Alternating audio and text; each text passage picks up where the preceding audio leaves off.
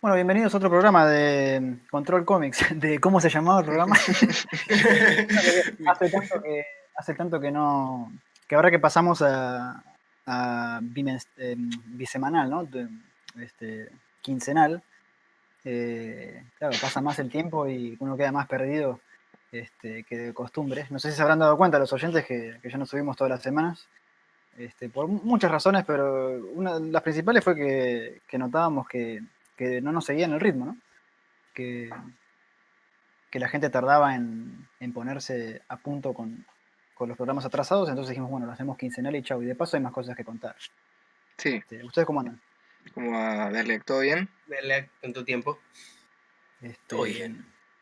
Eh, sí, también a veces pasa que uno tiene, a veces tenemos como 2 o 3 semanas que estamos como a full con una seguilla de cosas y realmente hay mucho que contar y a veces está como la continuidad del mismo trabajo, entonces un poco nos vino sí. bien a nosotros también. Sí, Incluso hay veces que, sobre todo la parte creativa, no sé si les pasa a ustedes, que incluso hay puntos del trabajo, sobre todo la parte de escribir o de masticar ideas, en que incluso es mejor no hablar sobre lo que estás haciendo. mm, O sea, Sí, el programa en sí, por ejemplo, Control Comics, nace, digamos, de la necesidad por ahí o de la voluntad de hacer públicos las discusiones que uno tiene mientras trabaja, pero tampoco significa que estamos, viste, cada pasito que damos lo estamos consultando con el otro, tampoco están así. claro. claro. Hay veces que hay cosas que uno se las queda, incluso por una cuestión prudencial, ¿no? Para no decir, viste, tengo una idea, no sé qué, reembalado, y después resulta que la tiraste a la basura, por ejemplo. mm. Claro. Este, Así que bueno, y yo lo único de nuevo que tengo para decir es que vale la pena, ¿no? Es que hace poquito, hace un par de días, fue el, el 90 aniversario de Osamu Tezuka y me invitaron a participar de un video homenaje hecho en Italia, pero está subtitulado en inglés. Para quien lo quiera ver, vamos a poner el link en la descripción del video en donde, bueno, distintas personalidades del mundo del cómic italiano eh, rinden su homenaje a Osamu Tezuka, bueno, y entre ellos me han incluido, así que fue un placer. El canal se llama Kirio, con K, Kirio 1984, y bueno, es un reseñista italiano, pero a veces hace entrevistas, me hizo una entrevista a mí, una entrevista a Simon Hanselman, este, ha hecho, ha hecho varias, así que échele un vistazo que quedó muy bien. Y te diste Buenísimo. un gusto porque también es uno ¿Cómo? de tus autores favoritos, si no él Sí, ahí con bueno, Tatsumi. por eso me convocó, ¿no? Porque él sabe de mi devoción cuasi religiosa. Y bueno, y de hecho mi contribución trata precisamente de eso, ¿no? De en qué consiste para mí eso de que Tezuka es el dios del manga, qué significa, ¿no? Claro. Eh, y para mí resumiendo un poquito lo que digo en el video, es que para mí Tezuka es una figura cuasi mesiánica, porque después de la guerra, los cómics, no solo en Japón, sino que en todos lados, a toda guerra le sigue una crisis por lo general, antes de 4 o 5 años de crisis hasta que los países empiezan a repuntar, ¿no? Y digo, en esa crisis de posguerra, en donde faltaba todo, Tezuka fue una figura mesiánica en el sentido de que salvó la industria o la regeneró, la hizo resurgir, la hizo resucitar, por eso digo mesiánico. Eso por un lado. Y además el tipo escribió mismo casi un manifiesto en una carta que, que se puede leer en la biografía que hizo se llama, espera un cacho, ¿eh? Sí, de Osamu Tezuka Story, se llama, es un libraco de 900 páginas que lo hizo Toshio Ban, que fue su asistente. Bueno, cuenta la vida de Tezuka y ahí, bueno, hay fragmentos de cartas y qué sé yo, pero es un cómic, ¿eh? No es texto, Ah, es mira. un cómic. Es como un poco como Drifting Life, como una vida errante de Tatsumi, pero sobre Tezuka. Pero no es autobiográfico, sino que lo hizo, como dije, el asistente. Eh, y bueno, y él ahí dice que él creía fervientemente de que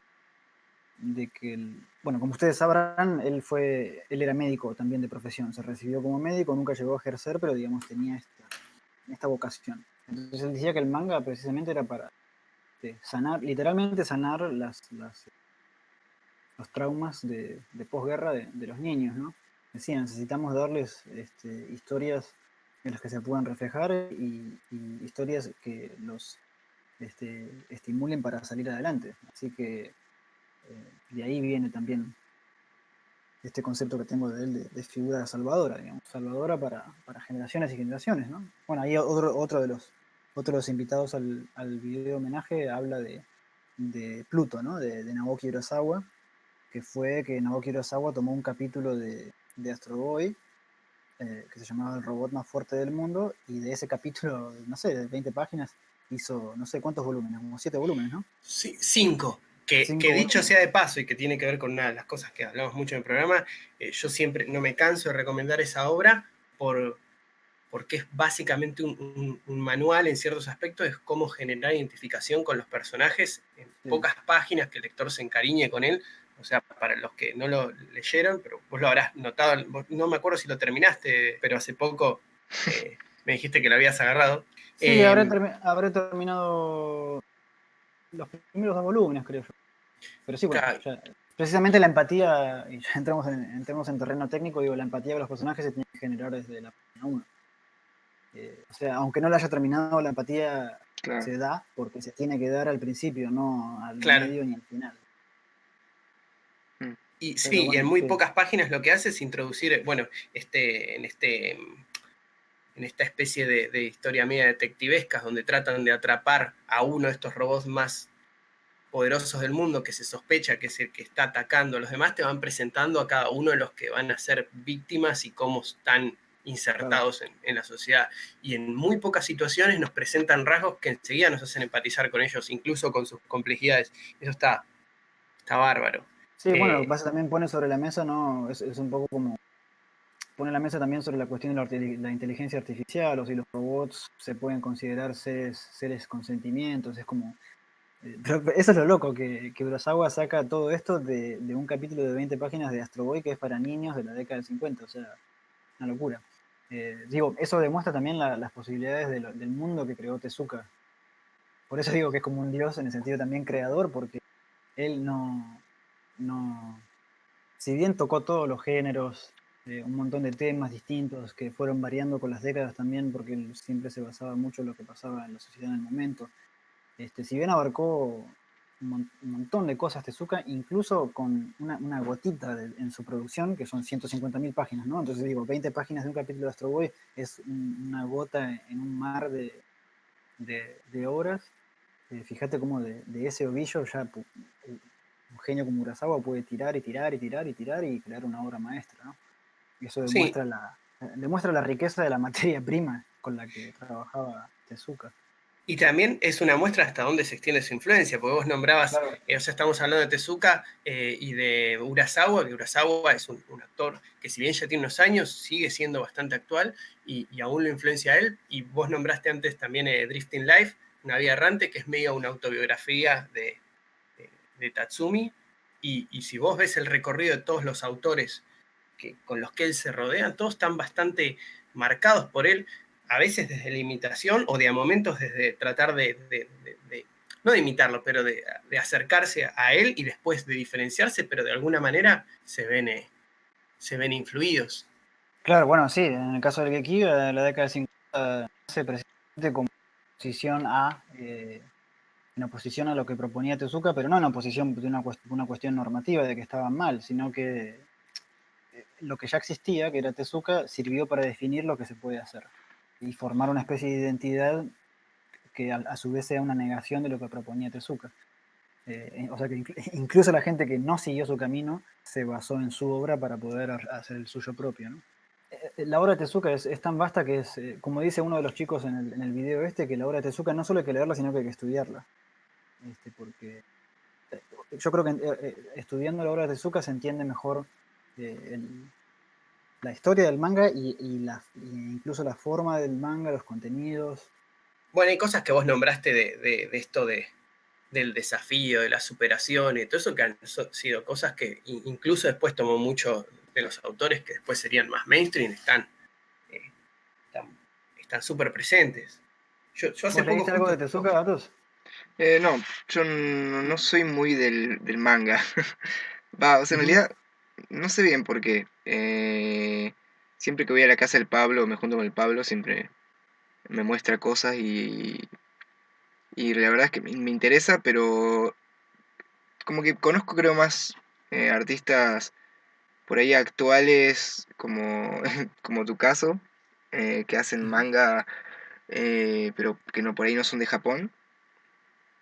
Como también, no sé, habíamos nombrado a Ben Marcus y cosas así, que por ahí manga actual de Japón que no tengo idea y de por ahí más clásicos conozco, leí algo, pero muy poco como para poder... Mm. eh, Bueno, precisamente Tezuka para mí es una gran puerta de entrada sí, sí, lo tengo al manga, pendiente.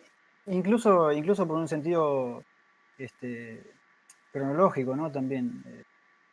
Es Sí, como, tipo, si vas a, no sé, vos, Pablo, estudiaste cine, digo, cuando entras a la carrera de cine, ¿qué te ponen a ver? Te ponen a ver el cine mudo, Sí, entender cómo funciona el lenguaje desde sus inicios y después vas poniéndote a claro, tiro con lo más nuevo. Y bueno, en el caso de Tezuka es lo mismo. O sea, vos ves cómo se desarrolla Tezuka como autor y que va a la par, es lo mismo, no es que va a la par, sino que es lo mismo con cómo se desarrolla la industria y cómo se desarrollan los lectores, ¿no? Porque los lectores que consumían Tezuka en la década del 40 van creciendo en edad, van necesitando otro tipo de obras que a su vez Tezuka va una vez más a satisfacer y después vuelven a crecer y se vuelven ya adultos y claro, Tezuka otra vez se vuelve a reinventar y sale con cosas como Ayako o Adolf, obras así. Es como que Tezuka acompañó a una generación de lectores, vamos, desde que eran niños hasta que, bueno, como es el caso de Urasawa, sin ir más lejos. claro. claro. Vos, Sí, vos sí, sí, justamente. Pablo, vos de Tezuka, Pablo, ¿qué le recomendarías a Atos, por ejemplo? Bueno, o a los oyentes. Bueno, yo lo que le recomiendo muchas veces es este tipo de obras. Hay una que estoy leyendo ahora y una que la tengo como ahí atesorada. Una es una antología que se llama Desde el aire, que Ujú. son todas historias cortas. Yo lo recomiendo principalmente por eso, porque es una buena forma de entrar y conocer su universo, sus temáticas. Y hace poco agarré la canción de Apolo de Tezuka, que Ujú. justamente me hizo acordar mucho lo que vos decías de esto de la sanación y todo eso, porque ahí está, tiene muchos personajes que están cruzados como por un trauma, en este caso este personaje que está Sí, básicamente roto en el sentido de que no siente prácticamente empatía y empieza con un proceso muy traumático de curación en el que va como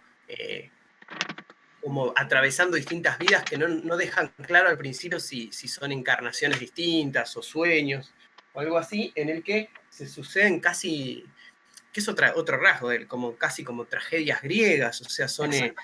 Bueno, tiene mucho eh, de griego bueno, vos, fuera del programa una vez me mencionabas que te cosas de Camus, ¿no? sí, Del escritor Albert Camus. Bueno, no sé si sabías que Albert Camus escribió un libro que se llama El mito de Sísifo, ¿no? Que es precisamente un mito griego de Sísifo, de un personaje que está condenado a arrastrar una roca, a hacer rodar una roca cuesta arriba en la montaña, y cada vez que llega a la cima la roca vuelve a caer y tiene que volver a empezar. Entonces está esa cosa, esa tragedia cíclica, por así decirlo, y la canción de Apolo es como, ya desde el nombre, ¿no? El hecho de que se llame Apolo ya te está haciendo referencia a los mitos griegos, pero no solo eso, sino que además en el mito de Sísifo, Camus habla de que es una premisa existencialista por excelencia, que es que el hombre se hace a sí mismo y que el hombre tiene que asumir lo absurdo de su condición y ponerle el pecho y que en eso consiste vivir. Que precisamente en la canción de Apolo es la premisa básica, ¿no? Tipo, estás jodido y qué pensás hacer al respecto, ¿no? Claro. claro. Bueno, muchos de los relatos estos tienen eso interesante de cómo Mm. es ese movimiento, ¿no? Como el personaje como un poco cruzado por la tragedia y con cierto estoicismo se revela o decide actuar, pero medio a veces aún a sabiendas de cuál va a ser la conclusión, ¿no? Es como más Exacto. un movimiento vital que un camino del héroe en el que va hacia un objetivo. Eh, hay como algo como medio inexorable. Y yo creo que las antologías en ese caso son muy buenas por ahí. Si les interesa más los comienzos, cosas como de las que se pueden conseguir fácilmente, como Metrópolis o Astro Boy, está muy bueno porque se ve mucho esa parte como más del lenguaje gráfico de la gestualidad de los cuerpos y todo eso. Ya en su obra más adulta eso está más tamizado porque está cruzado por otros temas. Pero esta cosa, ¿se acuerdan que los primeros programas hablábamos de Oliver Schauer? Ayúdenme con la pronunciación. Schrauen. Sí.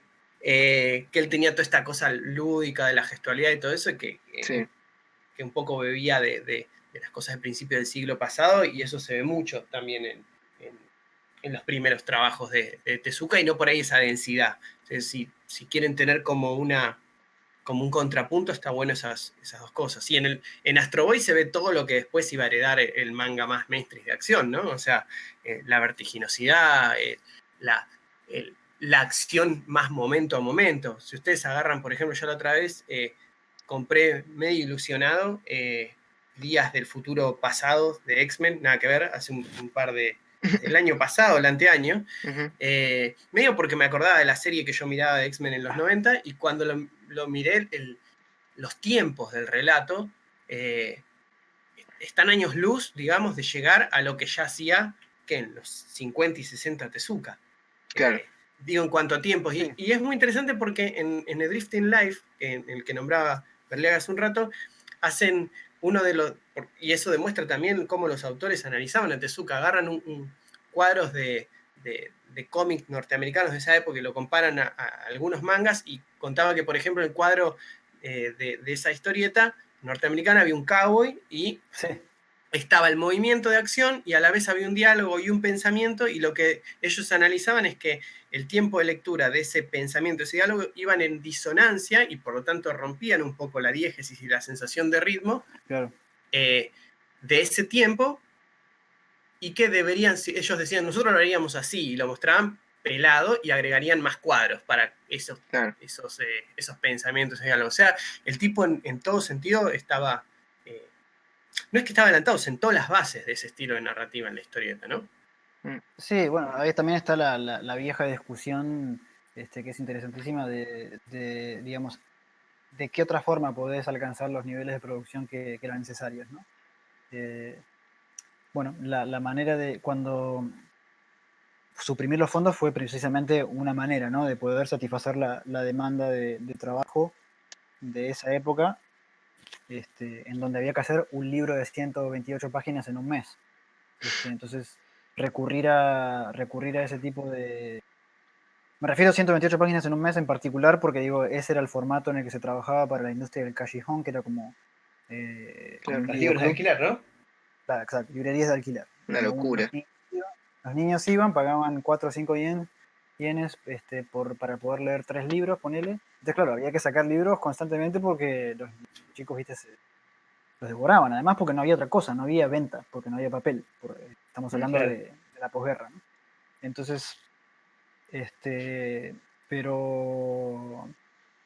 Digo, entonces una forma de acelerar el proceso de producción era precisamente quitar los fondos, etcétera, ¿no? Y la siguiente vuelta de tuerca se la da precisamente Takao Saito, el creador de Golgo 13, que también salió de esa industria de las librerías de alquiler, que cuando la economía japonesa se reactiva a finales de los 50, a principios de los 60, y ya se empiezan a publicar libros y antologías para vender, lo que salió fue con oficializar, por decirlo de alguna manera, o institucionalizar el sistema de producción en cadena con asistentes, ¿no?, que hagan los fondos. Y el día de hoy, que si uno ve Sawa Manben, en donde entrevistan a mangakas en el programa especial de Takao Saito, es increíble porque, claro, el tipo ya está viejo, tendrá 78 años por ahí, y lo que él hace es hace los layouts de las páginas, digamos, la cantidad de viñetas y el texto que va a ir en cada una, el storyboard, digamos. Y después todo lo que es fondos y personajes secundarios, es decir, el 90% de lo que es dibujo lo hacen los asistentes, y él solamente dibuja las caras de Golgo, el personaje principal. Mirá, da el toque final. Claro, pero así, claro, Golgo no sé cuántos. No, parva, son más de 100, creo. Igual, ojo, no es que Takao Saito lo inventó ese sistema, pero él le puso un nombre, digamos, por ejemplo, tenía su estudio, entonces firmaba como Saito Pro, que era como un estudio, no era solamente él. Claro. Pero bueno, para variar, el que empezó con esto fue Tezuka. Cuando Tezuka se muda de Osaka, de la región de Osaka, a Tokio, él lo pusieron a vivir en un complejo de departamentos, que eran como una especie de casa chorizo, pero techada, ¿no? Es decir, un pasillo con cuartos a los costados. Y en ese mismo complejo de departamentos vivían varios dibujantes, porque así los editores podían visitarlos a todos en una sola, en una sola visita. Que de hecho hay una película que vos me pasaste, no me acuerdo, Sí, Tokiwa, no, Tokiwaso, sí. Tokiwaso se llamaba Tokiwaso. el complejo de apartamentos, ¿no? Cuando Tezuka no llegaba con los deadlines, le pedía a los otros dibujantes que vivían en los apartamentos al lado que por favor lo ayuden, ¿viste? A Claro. rellenar los negros, o a veces se lo pedía también los editores de él. Así que bueno. Por eso digo, ese es otro ejemplo de cómo Tezuka, sin quererlo, sino simplemente por seguir la corriente de cómo se daban las cosas, Tezuka iba como de una manera muy extraña. Es como digo yo en el video, él no es que hacía manga, sino que él era el manga.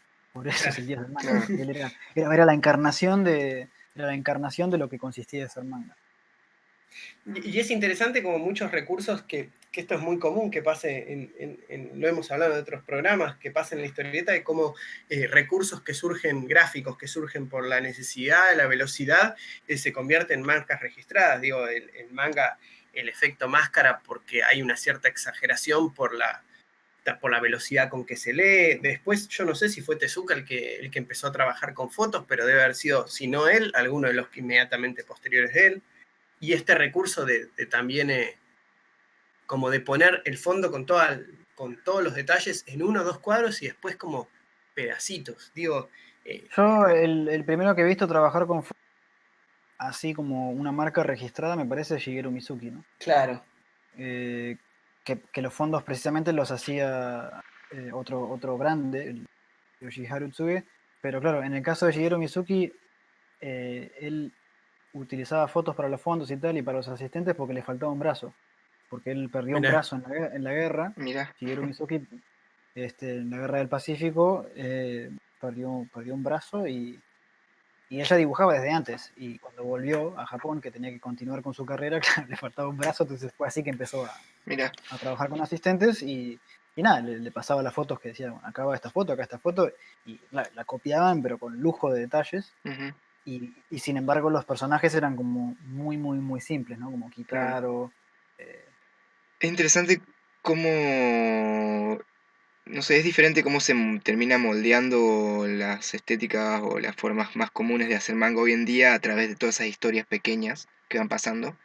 Que es como muy diferente a por ahí el mercado yankee o...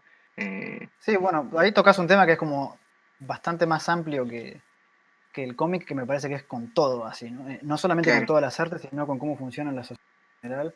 Ujú. Es un tema muy largo y no quiero entrar en polémicas, pero digo, para mí, digamos, prestando atención a la evidencia de la historia, pero hablando del cómic, pero como digo, hablando en general también, digo, mucha gente cree que los cambios sociales muchas veces se dan por, digamos, por pujas de poder y cosas así, pero en realidad la gran mayoría de las veces la evidencia a lo largo de la historia, y más cuando uno estudia la historia a muy largo plazo, en tipo antropólogo, Ujú. lo que hace que las sociedades y las civilizaciones incluso viren hacia un lado o hacia otro son precisamente los desarrollos tecnológicos. Es la gente la que se adapta a los cambios tecnológicos y no tanto viceversa, digamos. Claro. Entonces, volviendo al tema del cómic, digo, eh, el cómic franco-belga no sería lo mismo si, por ejemplo, no se hubiese podido imprimir a color. Ujú. O sea, cuando Claro. uno piensa en línea clara, ¿no? Que piensa en Tintín, en Spirú, en cosas así, este, no viene una imagen en blanco y viene color, ¿no? Claro. Mientras que en el manga es lo contrario.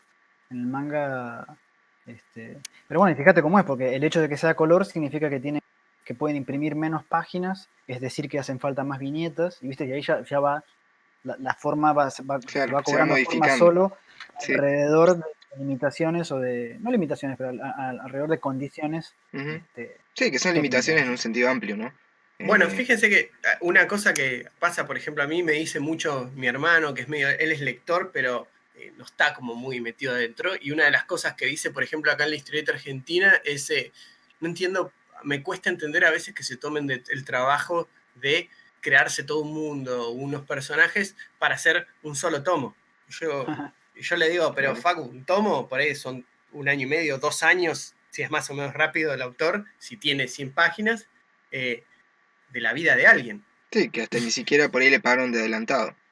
Claro, y que además, yo digo que eso está inmediatamente relacionado en cómo son las cosas acá y Ujú. por eso los japoneses hacen ciertas cosas y nosotros hacemos otras, porque por ahí acá mientras alguien tiene más de un trabajo, produce por ahí eso en 2 años y cuando termina eso ya quiere hacer otra cosa y mismo en Japón el mercado y la tecnología un poco como el medio, por decirlo de alguna manera, te lleva justamente a lo contrario, a que se crea este personaje barra marca y hasta que mientras venda 10, 20, 30 tomos. Claro. Sí, bueno, eso es otra cosa, otra de las genialidades de Tezuka, que antes de que me olvide de mencionarlo, que vos lo acabas de decir indirectamente, que era, o sea, Marca. Tezuka llegado a un punto en su carrera, sabía que era prácticamente imposible que le cancelen una obra.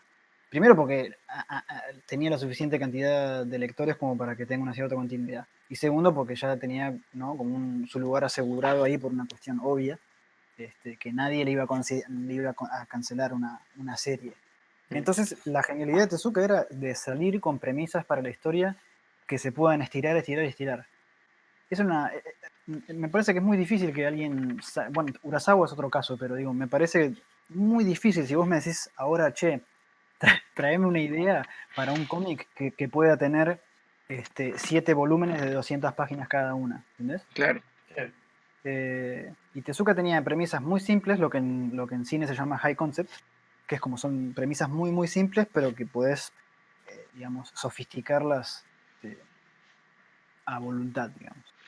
Mm. No sé, en el caso de Dororo, ponele, de Samurai, es un personaje que está endemoniado desde que nace y no tiene ojos, no tiene piernas, no tiene nada, y tiene que ir venciendo a esos demonios que lo engualicharon, digamos, para ir recuperando distintas partes de su cuerpo. Es una tontería la idea. O sea, cada demonio que vence recupera los brazos, o las piernas, o los ojos. Y eso dura, no sé, el volumen tendrá páginas, digamos, porque hasta que recupera todos los... Mira, cuando ¿Cuántas? recupera, tendrá 800 más o menos. Y cuando recupera todos los miembros, los ojos, el olfato, todo, nada, termina la historia. Ya Claro, Claro. asunto ya terminado. está. En el caso de Black Jack, ponele, también tienen no sé cuántos volúmenes. Black Jack, que creo que es la obra más exitosa de Tezuka. Son historias de 24 páginas de un médico que no tiene licencia, entonces usa métodos poco ortodoxos para curar a la gente. Cuando los médicos tradicionales fallan, entra él y los opera por lo general. Y claro, como Tezuka era médico, él conocía del tema, entonces salía con ideas súper locas, pero estoy hablando de más de 20 volúmenes también, de cómo puede ser historias de médicos por 20 volúmenes de 200 páginas cada uno. Bueno, es porque tiene una premisa fuerte. Claro. Tezuka era Y también hay un era mercado. Claro. Sí, sí, no, bueno, sí, ni hablar, ni hablar. Pero digo pero que es difícil salir con una idea que se pueda trabajar, sacarle tanto jugo durante tanto tiempo a una idea tan simple, ¿no? Sí. Y en cambio en el cómic occidental, y sobre todo la novela gráfica, es más como, es al revés, es como, las ideas tienden a ser más sofisticadas, va para el lado más literal, se abren un montón de temas, pero no se cierra ninguno, y está todo contenido bueno, en un volumen solo, ¿no? De poner 200 páginas como mucho, es como más corta y al pie, ¿viste? Eh, Mm. el cómic occidental tiene poco de exploración y más de ir al punto, ¿no? Eh, Claro. eh, Sí, y también, y así todo a veces, bueno, nosotros hemos hablado de escritura a veces de lo que cuesta justamente a veces en la fase, por ejemplo, embrionaria, encontrar el tema y escribir todo acoplado a eso, ¿no? Yo me quedé pensando un poco a partir de algunos últimos programas de eso, es como que de alguna manera es encontrar esa idea, ¿no? Que es lo que hace muy bien Tezuka, que le sirve de pretexto para nuclear un montón de cosas de las que a él le gusta hablar siempre, y que seguramente no tiene que, no está esta división tan clara de decir, bueno, pues muchas veces algunos hablan de los bloqueos y todo eso, esa división tan clara de me siento a trabajar y hago, y el resto del día es otra cosa. Es como que me gusta este concepto de que algo es como una disciplina, entonces algo que, como vos hiciste alguna vez ver las comparaciones en cuanto al manga, de que de que no es que estás influenciado por el manga, es como ser karateca, no es que estás influenciado por el karate, sos karateca. Bueno, eso es una disciplina que no es que vos estás trabajando y estás haciéndolo y después no te acompaña en el día a día. Entonces, Claro. para que eso que estás como escribiendo, que te sentás a escribirlo, después te acompañe, digamos, todo el día, hacen falta como esos núcleos de ideas a las que todo lo demás que te importa va dando vueltas alrededor de eso. Y Tezuka hacía muy bien eso, justamente. Sí, ese punto igual yo también creo que pasa en ciertos lados del cómic occidental también. No sé, como que también me veo influenciado en lo que vos decís, en el sentido de que las historias no te abandonan, no es que trabajás 2 horas ahí o 8 horas ahí como si fuera a ir a trabajar a un McDonald's y cuando salís te olvidas de eso, digamos. ¿No? Son No, sí, no, ni hablar, ni hablar. cosas que te acompañan como todo el tiempo, a diferencia por ahí de un sistema más americano en el que lo que de lo que se llena una obra a veces no es exactamente lo que el autor está pensando o lo que el dibujante quiere dibujar. ¿A vos, Eh, Atos, te gusta el cómic americano?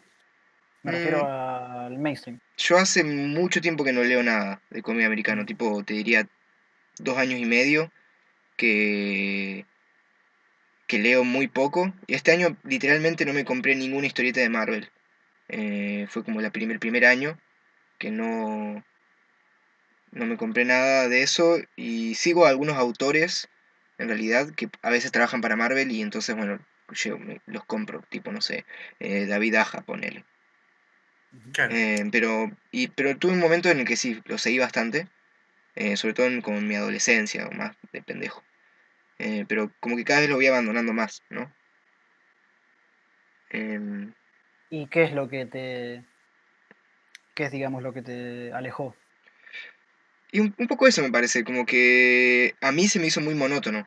eh, y encontrar las posibles joyas que la gente dice que son las joyas de Marvel hoy en día, era demasiado esfuerzo como para que valga la pena, ¿entendés? Entonces me di cuenta que si realmente quería encontrar algo diferente o lo que sea, era más fácil acudir a otros lugares, y no quedarme ahí, digamos. Por eso, pásate al manga, amigo. Nah. No, no, por eso, bueno, pero ahora no estoy ni en el mundo, o sea, ahora no soy ni comiquero, por así decirlo, y tampoco estoy como mucho al tanto del manga, estoy como ahí en la carpa de fanzines, digamos. Yo soy testigo de Jehová, te golpeo la puerta con Tezuka en la mano. Te aparece. Me parece Te, bueno, me aparezco, parece bien, me te parece aparezco con bien. un tomo de Astro Boy en la mano y servirme un té que me siento en el living y no te largo. No, y este año igual me acerqué bastante, no tanto desde la lectura, pero sí desde que, bueno, con esto del podcast, que ustedes no paran de hablar del manga. Sí, re otaku los Y, chabones. y nada, con el Pablo también, él ve mucho del manga y cuando estamos editando juntos alguna obra o estamos hablando sobre algo en específico, también salen como nombres, me pasa imágenes y eso. Y le agarré cierto gusto que le había perdido por ahí. Eh, como que yo empecé leyendo manga y americano, así onda, Sí, no igual, sé. ojo que a la larga uno está leyendo obras también, tenés Claro, que, totalmente, totalmente, eso, cuando abre el libro y lo sí, sí, mira y sí, lo lee, le gusta, y si no le gusta, no le gusta. exacto. Pero yo ponle, no sé, te diría mis 14 años, no sé, por ahí, empecé leyendo Batman y no sé, creo que Naruto, ponele.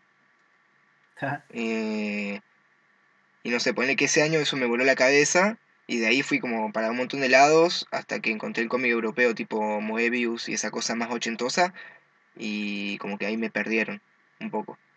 Eh, Hablando de influencias y de esto, vos presentaste tu último trabajo. sí, sí, sí, sí, sí. hablando de Moebius. Sí, presenté mi última publicación, mi último cine. No sé bien cómo decirle, porque acá la gente en Argentina no lo llama de esa forma. Le dice fancine, ¿no? Claro, pero no lo es en realidad. Y entonces Claro, no yo es siento así. que a veces cuando digo cine, digamos, como que no se entiende de qué estoy hablando. Sí. Claro. Porque en realidad ni siquiera estoy seguro Tu que último cómic. Yo Claro, sé. mi último cómic, sí, mi última publicación a la bosta. Sí, estuve presentándola en una cervecería de unos amigos, que solemos hacer así cuando pinta algún evento más tranqui, ¿viste? Nada muy glorioso. Nos vamos ahí, nos tomamos una birra con amigos y gente que le interese ir y nada, decimos unas palabras, charlamos un rato y vendemos algunos libros. Ujú. Estuve presentando, bueno, perdón, mi publicación Soy, el libro nuevo de Damián con Pedro Mancini, que era Felicidad, que hablamos la vez pasada ya, ¿Quién y lo publicó? Rhabdomantes. Rhabdomantes Ediciones. Son de Córdoba también, ¿no? No, ellos De son de Rosario. Rosario. Ah, Sí, Rosario, y Rosario. después sí, de Córdoba también estuvo presentando otro libro de Damián con un autor medio raro, ¿viste? Que hizo, no sé, Berliac se llama. Eh, Nada, estuvieron en la presentando. Ah, claro, porque salió la Sí, reedición de Devil Got My Woman. exacto. Así que Buen Exacto. Gusto también nos acompañó ahí en la presentación que organizamos para presentar The Big of My Woman, que es bueno la reedición ahí de su libro estelar. Así que nada, estuvo Bueno, que lindo. dicho sea de paso, también quería decir que salió una reseña de Devil Got My Woman, Mm, que no es novedad eso, digo, pero que lo interesante es que no conocía esta revista, que se llama Ragus, sí, Ragus, y ya van por el sexto número, que es donde sale la reseña de Devil Got My Woman. Así que o sea, es en PDF, y la publica un sitio que se llama lafarium.com. sí, es La Farium de Diego Arandojo. Es un Eso. guionista de Y Buenos Aires. es un PDF, pero tendrá, no sé, como máximo 12 páginas y en cada una hay una reseña corta y al pie de cada libro, que por lo general es historieta argentina. Así Ujú. que sobre todo me acuerdo que en otros programas había gente que nos preguntaban qué anda pasando, cómo son los gustos, ¿no? En Argentina y qué anda saliendo y qué sé yo. Creo que esta publicación es precisamente ideal Sí, para eso. sí, además Sí, Lafarium. le dan bola mucho a lo independiente, porque además Diego labura, sacó un libro hace un tiempo con Hernán Hernán González de González Buen de Buen Gusto, Gusto. con Mitomante que antes también formaba parte del colectivo Prende Fuego, así que nada, están bastante al tanto de las cosas. De hecho, creo Así que que también hicieron de Gumbara en su momento, de Sí, Deriva, sí. así que sí, está bueno. Sí, las reseñas además son cortitas pero consistentes, está como que están Ujú, muy buenas. La verdad sí. que está muy linda editada, Así larga. que bueno, y fue gente a la presentación, ¿cómo estuvo? Fue un día medio de mierda, Ah, porque se largó a llover torrencialmente, te mató. onda calle inundada y todo. Así Claro. que sí, fue un tiempo de medio de mierda. No me mató porque yo lo armé en un toque, viste, sin mucha. Yo vivo arriba del lugar donde se hizo esto. Viejo. O No sea, viajaba, ¿no? El tipo, el tipo dijo, tengo cuatro revistas en la mano y claro, bueno, sí, sí. hacemos la presentación. Es que fue un poco eso. O sea, fue, bueno, hagamos una presentación Claro. donde, bueno, tengo estos amigos que siempre hago eventos ahí de historietas así más tranquis, que tienen una cervecería chiquita, ¿viste? Que se llena rápido encima, en lo cual está bueno. Con que si van 10 personas ya está hasta el orto, digamos. Eh, Así que nada, lo armamos con los pibes, le dije a Damián, che, Damián, ¿querés que armemos esto? Así que nada, lo organizamos en un par de días, hicimos unos flyers y caímos ahí a la cervecería y por suerte vino bastante gente, vendí un par de libros, estuvo bueno la verdad. Bueno, Eh, y precisamente esto de juntarse con la gente bueno, y además de Córdoba en particular, creo que es uno de los temas que se toca en la entrevista que tenemos para hoy, ¿no? Así sí, que podríamos, escuchémosla a ver qué tiene para decir. dale.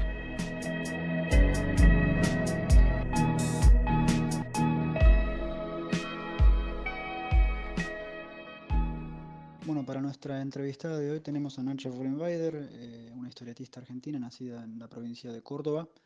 Em, es autora de varios títulos de historieta, pero su libro más reciente se titula Notas al pie, publicado en Alemania y en Argentina, y bueno, realizado casi en su totalidad, diría, mientras Nacho vivía todavía en Alemania, antes de volver a radicarse en Argentina. Así que vamos a estar hablando un poco de su proceso de trabajo, ya sea para ese proyecto en particular o en general. Así que bueno, bienvenida al programa, Nacha, ¿cómo estás? Bueno, primero muchas gracias por convocarme para dar esta entrevista y bueno, yo estoy muy bien, de regreso en Argentina, en Río Cuarto, que es donde nací. Y bueno, aquí también aprendí dibujo con mi profesor Gabriel Chávar, que es un desconocido, pero él trabajaba no me acuerdo ahora qué editorial, Frontera, pero bueno, mis primeros pasos en historieta los di con él aquí en Río Cuarto. Sí, y después de vivir 5 años en Alemania, decidí volver. Y bueno, la idea es seguir trabajando, pero desde Argentina. Vamos a ver qué tal sale ese proyecto. Ya estoy con otro proyecto nuevo que justamente tiene que ver con ese tema de volver al país después de estar 5 años afuera, en otra cultura, con otro idioma completamente distinto. Y bueno, y cómo uno al retornar ve también un poco con otros ojos el lugar donde se fue. Así que estoy un poco reconstruyendo algunas historias familiares, que es un poco más o menos también lo que hice en Notas al pie, pero sería como en cierta forma, una especie de continuación desde otro punto de vista. Sí, en tu primera, digamos, etapa eh, argentina, justo antes de irte a vivir a Alemania, sí que se notaba esa formación, digamos, más vinculada a la tradición de la historieta argentina, ¿no? Vos mencionás a tu profesor que, bueno, que como decís, trabajó para ese mercado argentino de aquellas épocas, de los años 50, 60, 70, y eso sí que medianamente se ve en tus primeros trabajos, que a su vez, hay que aclarar, estaban guionados por otra persona, por Roberto von Sprecher, si no me equivoco. No sé si habrá habido, no recuerdo que haya habido algún otro guionista trabajando con vos. Y bueno, al mismo tiempo, von Sprecher también pertenece a una generación mayor que la nuestra. No sé qué edad tendrá ahora, pero más de 50 años tiene seguro. Y entonces me gustaría que nos cuentes por ahí cómo se dio esto de empezar por ese lado, ¿no? Por el lado más de la tradición de la historieta argentina. Este, ¿qué influyó en eso? ¿Cómo te sentías trabajando dentro de ese marco? Sí, sí, es interesante tu pregunta porque, bueno, luego de trabajar con él, em, por problemas de tiempo ya no pude ir más. Y volví a la Escuela de Artes de acá de Río Cuarto, y ya tomé clases directamente con artistas de aquí, del lugar, y digamos, esa otra formación estética, quizás un poco más libre, hizo que yo por ahí entrara como en contradicción con dos formas de entender el dibujo, uno más como supeditado, como decís, a una industria, a una forma de dibujar y muy precisa, y otra mucho más, quizás un poco más libre, en donde el dibujo se desprende de una función en particular. Yo no era tan consciente de eso hasta que terminé mis estudios en artes en la Universidad de Córdoba. Y bueno, allí, como vos dices, trabajé con Roberto von Sprecher. Y, y si bien yo con Ruta 22, si bien en ese trabajo todavía se ve como elementos gráficos bastante importantes de esa, como de esa etapa, esa primera etapa, también incorporo otros elementos de mi formación artística. Sin embargo, es como un trabajo muy, a mi forma de ver ahora, un poco primitivo o muy experimental, personal, que un poco surgió también con esa idea. Lo edité con Llanto de Mudo, pero fue una autoedición en realidad. eh, yo financié todo el proceso también luego de edición y de producción, eh, con el sello de Llanto de Mudo. Y bueno, o sea que esa forma, esas contradicciones fueron como una pregunta o una inquietud que yo tenía, que cuando hice el curso de un workshop cortito con una artista alemana que estuvo invitada por el Instituto Goethe de Córdoba, que es Birgit Baye. Con ella bueno, ella trajo su producción y a la vez la producción de otros artistas alemanes de historietas. Y ahí yo logré como ver, o bueno, que existían otras formas de producir cómics que no estaban tan ligadas a la industria, quizás, bueno, argentina y quizás también norteamericana. Bueno, y me imagino que en Alemania ya cursando con alguien de la estatura de Anke Feuchtenberger, que es una figura importantísima en el cómic europeo, sobre todo lo que es la corriente de cómic, no lo llamo experimental, pero es una corriente de cómic muy concreta, ¿no? De gente que sobre todo en algún momento estuvo reunida alrededor de la editorial Fremont de Bélgica. Por ejemplo, su pareja, Stefano Ricci, un italiano que es otra figura importantísima dentro de esa corriente, pero bueno, hay que mencionar a Andrea Bruno, Vincent Fortams. Hay toda una escuela de ese tipo de cómic en donde, como vos decís, el dibujo, y ya no el dibujo de cómic, sino el dibujo de forma agresivamente plástica, diría, cobra preponderancia y ocurre lo contrario, ¿no? En donde el texto quizás se supedita más al dibujo y no viceversa.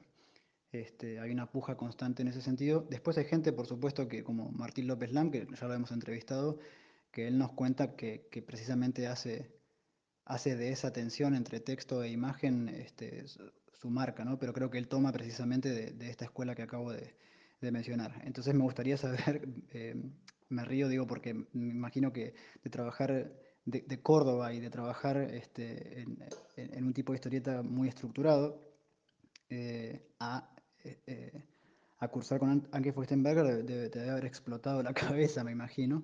Y me gustaría saber, sobre todo, quiero decir, ¿qué aprendiste, qué no aprendiste? Eso creo que se ve fácil en tu trabajo, basta con que cualquiera lo investigue un poco o se va a dar cuenta.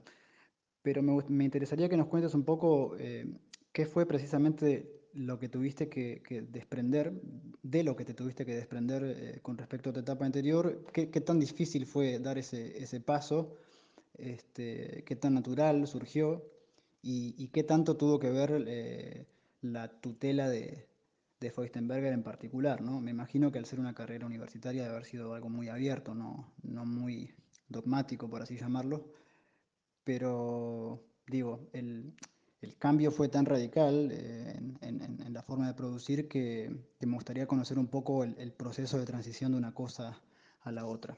Sí, sí, es como decís, era bastante abierto. En realidad, ya no fue un quiebre muy grande porque yo ya lo venía trabajando desde Córdoba. Lo que sí fue como muy interesante como experiencia, la oportunidad bueno, de conocer una variedad de formas de trabajar la imagen, sí, muy plásticas, que es como decir, muy de la escuela de Feuchtenberger.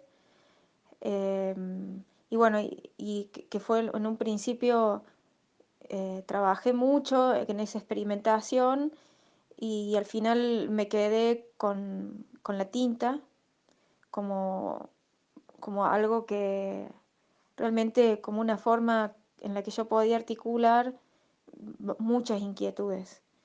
Em, y a la vez me permite como escribir dibujando. En relación con el texto, creo que eso fue lo más difícil que yo tuve que aprender a trabajar, porque la verdad que nunca había escrito algo, algo sola, ¿no? Siempre estaba bajo la tutela de algún guionista y siempre, digamos, todo mi trabajo de interpretación estaba ligado a la interpretación de otro. Y por primera vez yo podía ser intérprete de mis propias ideas. Y bueno, y eso, mostrarlo también fue como un desafío. Em, y bueno, es un proceso en el cual todavía creo que me falta mucho, que me interesa seguir indagando, esa relación imagen-texto, em, que también es algo que a mí me interesa porque me gusta leer mucho, ya de chica también leía bastante. Y bueno, y ahora es como que estoy mezclando no solo las inquietudes a nivel estético, gráfico, sino también estas inquietudes a nivel literario o narrativo. La forma en que trabajé con Anke, el nivel narrativo, también fue bastante libre, lo cual me permitió a mí no, no, no enfrascarme o no, no estar muy atenta como eh, a estructuras también típicas del género del cómic, sino como es el ensayo, que es una forma literaria, un género literario bastante también libre para comunicar ideas, asociaciones o escribir sobre algún tema. Bueno, ya que entramos en el tema de lo literario, ¿por qué no nos contás un poco cómo trabajás precisamente el texto? ¿Vos escribís primero y empezás a dibujar después? O bueno, acabás de mencionar que lo haces medio las dos cosas sobre la marcha, si no entendí mal. Pero digamos, ¿qué tanto condiciona el texto lo que vas a dibujar? Armás lo que se llama en cine una escaleta, es decir, este, narrando medianamente qué acontecimientos vas a contar, o es un texto más literario, quizá más introspectivo, y después la imagen surge este, por, ¿cómo decirlo esto? En complemento del texto.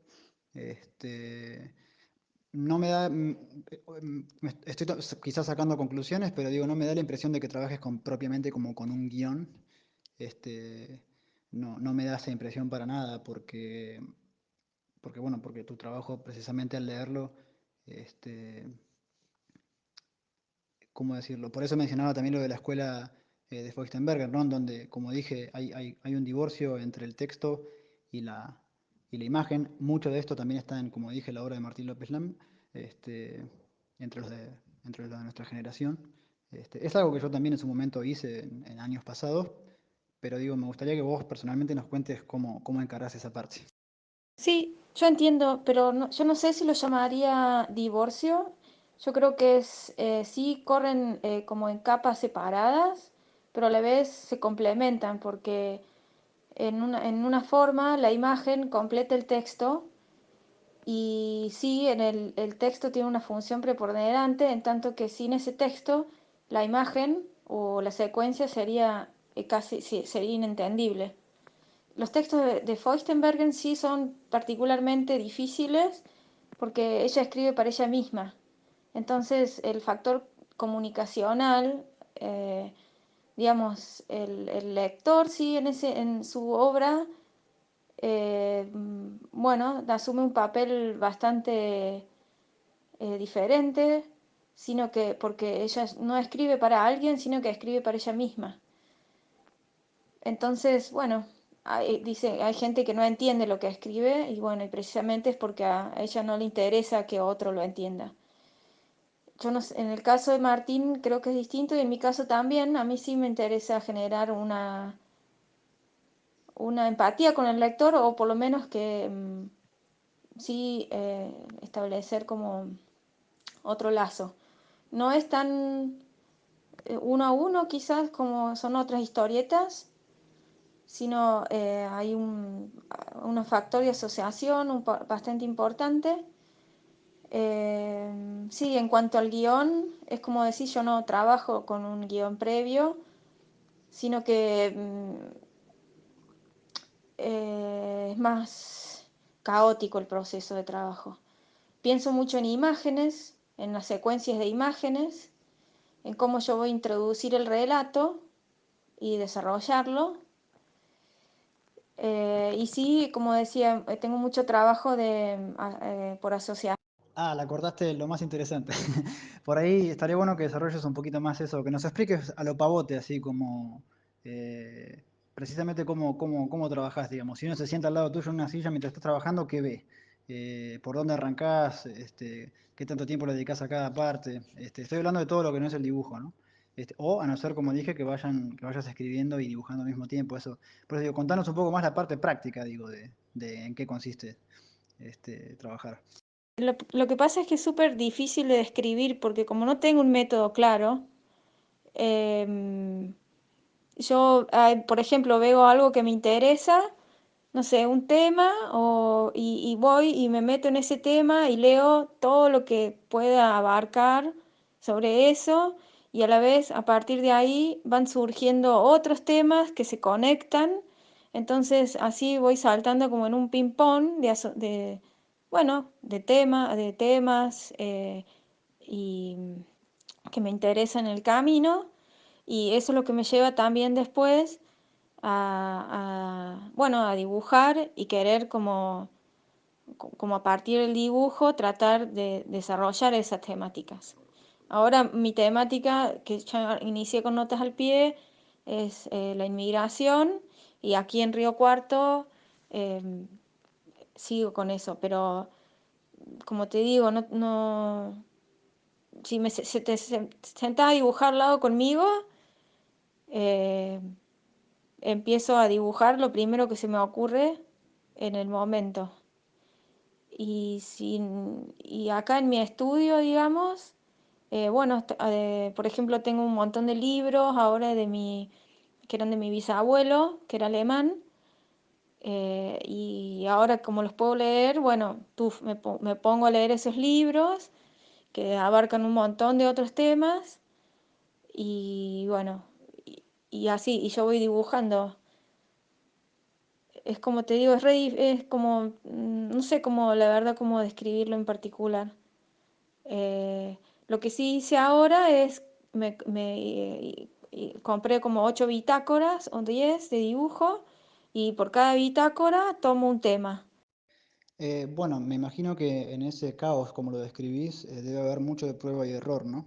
Lo cual me lleva a la pregunta de, entonces, el paso siguiente, ¿en qué consistiría la parte de edición, ¿no? Digo, una vez que juntás todo ese material caótico, como lo llamás, y lo empezás a pulir y a darle forma, a recortar, a cambiar de lugar, este, ¿en qué consiste eso? Y también, por ejemplo, estaría bueno mencionar que precisamente... Mm, estoy haciendo trampa porque te hago la pregunta sabiendo que eso, por ejemplo, pasó con tu libro Notas al pie. Yo vi una primera versión muy en crudo de lo que tenías, cuando todavía ambos vivíamos en Alemania, pero sé que después hubo un trabajo de edición, literalmente hablando, con un editor que fue el caso de José Sainz, ¿no? Que metió mano ahí y estaría bueno que nos cuentes un poco cómo fue el trabajo con él. eh, ¿En qué consiste por ahí? Porque esto lo pregunto para que lo cuentes porque los dibujantes por lo general lamentablemente no están acostumbrados a trabajar de esa manera. Creo que el ego del historietista tiene mucho de no querer ceder terreno en cuanto al control de la obra se refiere, incluso cuando una y otra vez queda demostrado que la mano de un buen editor no perjudica la obra, sino al contrario, la lleva a otro nivel, ¿no? Digo, también está bueno hablar de ese tema porque en épocas modernas o contemporáneas, eh, sobre todo en Argentina me parece, por ahí en otros lados no lo veo no lo he visto tan así, pero está esa idea de que el editor es poco más que un vínculo entre el autor y el imprentero, cuando en realidad el trabajo del editor, bien hecho, significa algo mucho más profundo y trabajoso, ¿no? Bueno, es muy interesante lo que me decís, sí, es cierto. Yo con José laburé trabajo muy bien. Es como a veces cuando uno escribe está tan herméticamente en su trabajo que cuando lo ve otro puede aportar otras cosas que uno no ve. Y bueno, creo que en ese sentido la óptica de José aportó mucho, sobre todo para finalizar el trabajo. Él vio todo cuando a mí todavía me faltaba terminar el libro, la última parte. Y bueno, por eso digo que también yo aventurarme en esta cuestión narrativa, eh, creo que aprendí mucho también de trabajar con él. Eh, y bueno, en ese sentido sí, es cierto. Eh, eh, la obra tuvo un salto cualitativo también luego de trabajar con José. Igual que no me pasó con el editor alemán. Él directamente ya lo hizo correcciones más formales en cuanto a ortografía, porque primero lo escribí en alemán, pero eh,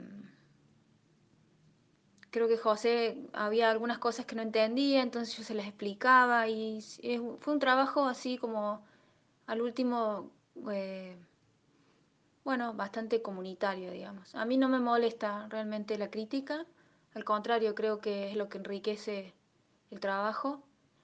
Eh, y bueno, igual también hubo en el trabajo de notas al pie todo al ser hecho en un curso donde yo estaba con otras 10 personas, donde cada uno llevaba lo que iba haciendo y todos cada uno también aportaba una crítica al trabajo. Eh, entonces creo que ese trabajo también fue grupal, no solo individual. El trabajo en conjunto con mis compañeros de clase me sirvió muchísimo también para desarrollar una forma de contar historias. Como última pregunta, me gustaría saber, bueno, que nos adelantes un poquito del libro que se viene, por ahí en qué lo diferencia de Notas al Pie, que dicho sea de paso, le fue muy bien, por lo menos en el sentido de crítica, estuvo nominado a uno de los premios Trillo. eh, Así que eso, que nos cuentes un poco en qué se diferencia o incluso en qué se parece, si es una especie de continuación conceptual. Adelantaste que trata un poco el tema de la inmigración, pero claro, ahora estás de vuelta en Argentina, así que supongo que el punto de vista va a ser precisamente lo opuesto. Bueno, como te decía, mucho no puedo adelantar porque estoy en ideas. Creo que estas 10 bitácoras de trabajo me van a servir para encontrar un eje. No sé si va a ser una continuación de Notas en el Pie literal, sino como conceptual. Y sí, es esa mirar el país, o sea, tu lugar de origen, luego de haber vivido tanto tiempo afuera, uno se siente un poco también extranjero, porque te acostumbras a otros modos de vida que son opuestos. Y bueno, y para continuar un poco, tengo ganas de indagar yo sobre las comunidades de inmigrantes que existen hoy en Argentina, y sobre todo en Río Cuarto. Yo lo trabajo siempre a nivel local, de donde me muevo. Y, y bueno, y compararlos con esa otra inmigración, que es un poco la historia de mi familia. Así que voy a trabajar sobre esos dos ejes. Nacha, fue un placer escucharte. Te auguramos lo mejor en este siguiente proyecto y cuando esté listo, si el programa continúa, que no vemos por qué no, estaría bueno tenerte de vuelta una vez más para precisamente discutir este trabajo en puntual. Te mando un abrazo grande y gracias por tu participación.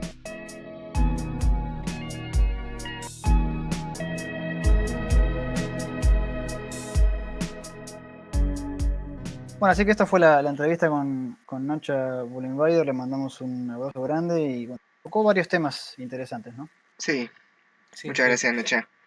Gracias, Nacha. Sí, a mí me parece muy interesante como dos cosas. Como primero, como muchos autores a la hora de ir para mantener, que es un poco lo que hablábamos antes, la producción de su obra en tiempo, cómo establecen, en vez de separar justamente trabajo y su vida, ¿no? Cómo van y vienen sus reflexiones a partir de lo que van transitando, ¿no? En este caso ella con su ida afuera y regreso a la Argentina. Y también me hizo pensar un poco también en cómo se van buscando, ¿no? En entornos propicios para seguir explorando en el laburo de uno o conectándose con otros que pueden de alguna manera alimentar. No sé, a mí me quedó mucho de cuando yo terminé la facultad, en este caso de cine, me acuerdo, y eso me quedó muy resonando, un profesor dijo, ustedes acá están rodeados el 90% del tiempo hablando de cine con otros que están tratando de hacer cine, con profesores que hicieron cine, y eso les da como un contexto. Ahora ustedes se van a ver a sus amigos de siempre, a su familia de siempre, cuando terminan la facultad, tienen que generarse de nuevo un contexto, ¿no? Claro. Eso como, no sé, ¿cómo les pasa a ustedes en los entornos que han ido buscando, ¿no? Bueno, vos cuando te fuiste allá, Berlea, en Córdoba, Ato, o que se generó ahí como un polo y te fuiste como conectando también con otros, ¿cómo lo ven un poco esto? Sí, yo creo que, no sé cómo será para Berleac, pero el lugar donde uno vive o donde trabaja, para mí al menos es como un punto estratégico, ¿no? O sea, lo tomo como si esto fuera una especie de plano de, no sé, no de guerra, pero algo parecido, ¿no? Es como desde dónde está tu búnker, digamos, de trabajo es esencial, porque es de quién estás rodeado, de qué forma trabajás, no sé, desde deriva dónde imprimimos, ¿no? Es como un poco, a mi parecer, el lugar, o al menos el contexto que te autogenerás o en el que te terminás siendo parte, define un poco también todos los otros proyectos que vos puedas tener, ya sea dibujando, editando. Sí, porque no solo es el lugar, es contexto también. O Claro, sea que sí. digo, con entorno no quiero decir un espacio físico No, concretamente, no, aunque yo también, tampoco. ¿no? Pero en algún punto Eh, igual sí, porque ponele yo termino haciendo contacto con vos, Pablo, porque en Córdoba, porque yo me meto en un contexto de historieta en Córdoba, aunque sean movimientos de feria, ¿no? Ahí nos conectamos nosotros, resulta que vos, que venías mucho acá a Córdoba, que eras amigos de gente de Córdoba, que yo me hice amigo después, también eran muy conocidos o amigos o autores en conjunto con Berliak, que estaba en la otra parte del mundo, digamos, ¿no? claro. Entonces, me parece que es re importante y, bueno, un poco Nacha lo que me parece re valioso de su trabajo es que te hace pensar un poco eso que por ahí vos te levantás todos los días con tantas cosas en la cabeza que no te la pensás más de dos Claro. veces, ¿no? Y me parece que cuando te lo pones a pensar en realidad es re importante. Sí, Yo, para mí, en mi caso particular, eh, no puedo responder si no es de forma, digamos, filosófica, por así decirlo, porque claro. es una cuestión de huevo y la gallina, ¿no? Porque yo no, como ustedes ya me habrán escuchado decirlo incluso durante el programa, yo nunca me muevo en espacios, es decir, nunca considero lo que se dice un espacio, nunca lo considero como tal, digamos. Para mí, la idea de espacio no existe, por así decirlo, Claro. a la hora de trabajar, ¿no? Pero digo, el huevo y la gallina, ¿por qué? Porque no considerar que trabaja en un espacio es resultado de una predisposición mía o precisamente, ¿no? ¿Qué viene primero, ¿no? Claro, que haya habido un Sí, espacio al que de alguna manera sí, exacto. alejarse. Entonces, digamos, por ejemplo, ¿no? En el caso de, volviendo al tema de Nacha, ¿no? Digamos, sobre todo en el caso de Nacha, que es una autora que hurga en lo autobiográfico, ¿no? Eh, cosa que yo también hago, pero yo escribo historias de ficción, pero digo, hurgo mucho en la parte autobiográfica también, pero digo, en el caso de ella está mucho más cerca, la obra final está mucho más cerca de las experiencias de su vida, eh, en el sentido literal, ¿no? Claro. Claro, Entonces, claro, el contexto, el espacio, el entorno y todo este conjunto de cosas van a estar más en la superficie claro. que en mi trabajo. Ujú. Van a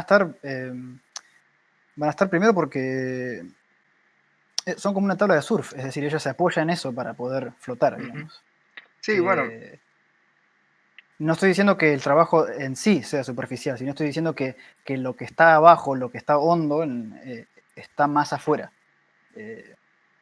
Eh, en cambio, lo mío está más abajo, está como recubierto de una pátina de ficción, por así decirlo. ujú, Claro, Eh, en donde yo hurgo no es en los eventos, sino en la verdad detrás de los eventos, por así decirlo. claro. claro, Eh, y eso tiene que ver, eso es mucho más abstracto que cosas que pasaron, digamos.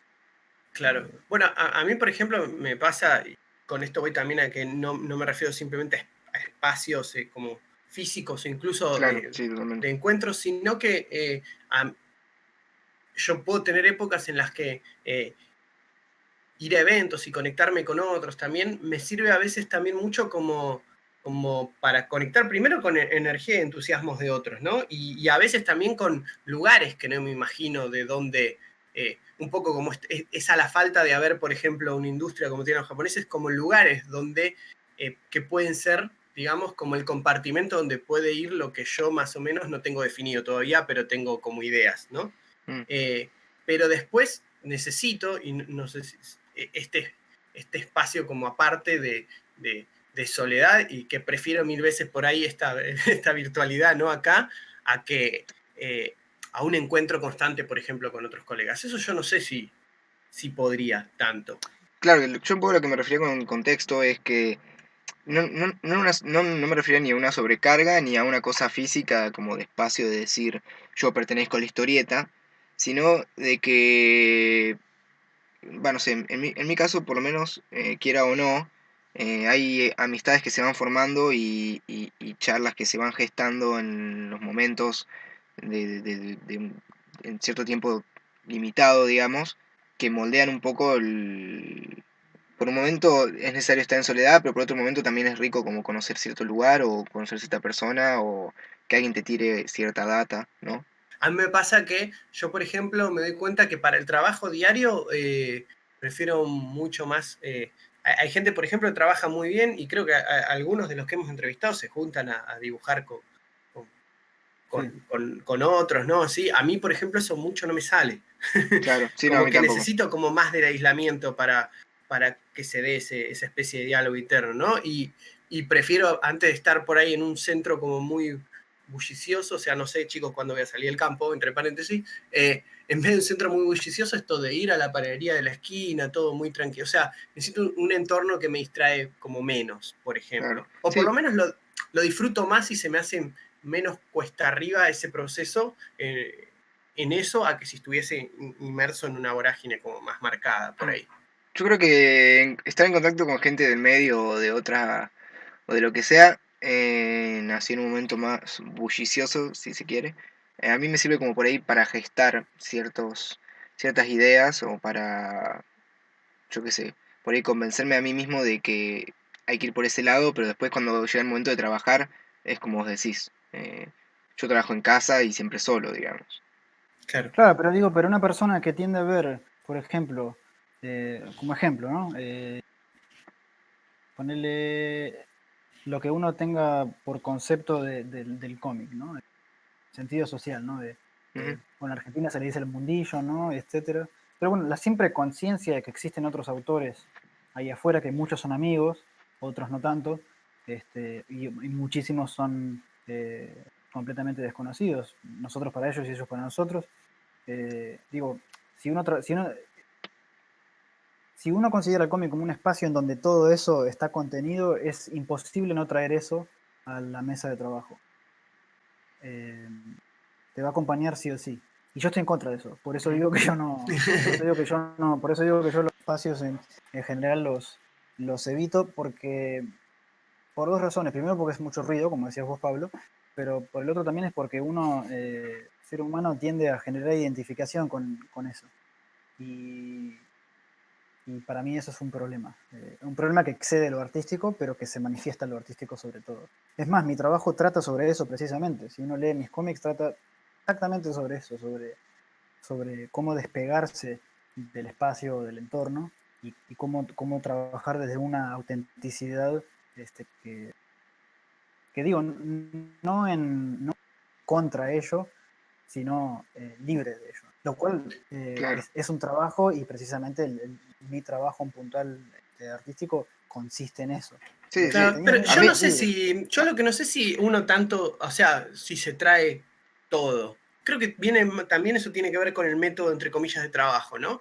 ¿Qué, qué dejas afuera a la hora que te sentás al tablero o a escribir o todo eso, ¿no? A mí por ahí eso que vos decís de justamente alejarme de la bullicio me sirve para volver más a lo elemental, que es un proceso por el que, no sé, por decirte algo, yo jugaba cuando era chico y me imaginaba ciertas historias jugando, entonces un entorno más calmo donde me sirva para eso me favorece. Ahora por ahí ir y conectar en un evento y todo eso, más que por identificación, que no te digo que a veces no puede pasar, pero pasa de más o menos de ver qué caminos tangibles se les puede dar a ese trabajo, pero que después el 90% del tiempo pasa acá, digamos. Me parece que a claro. veces en lo que uno se trae es como muy, muy poco, es como alguna idea del continente, digamos, de eso, y después, bueno, uno a lo suyo, ¿no? Sí, sí, yo creo que la idea de esto del continente, para mí por lo menos, es bastante importante.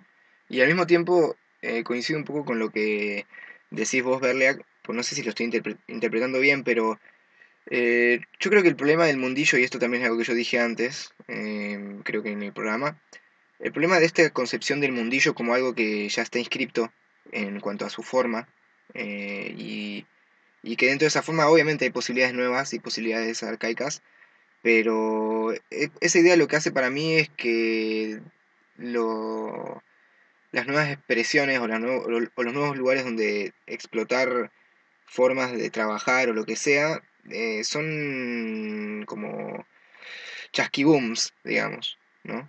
Son Eh, como uno se vuelve la reacción a una exacto. Sí, reacción, es a como una reacción y a una una especie reacción. de una explosión falsa o de un chasquiboom, digo, ¿no? Como una cosa que se puede comprar o se podía comprar en un kiosco.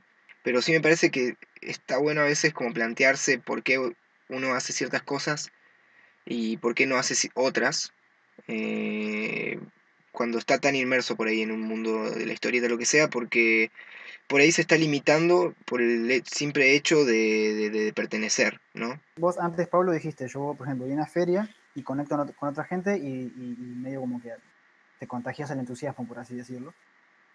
Pero mi réplica a eso, y perdón por ser tan amargo, digo, también te puedes contagiar de la mala vibra, por ejemplo.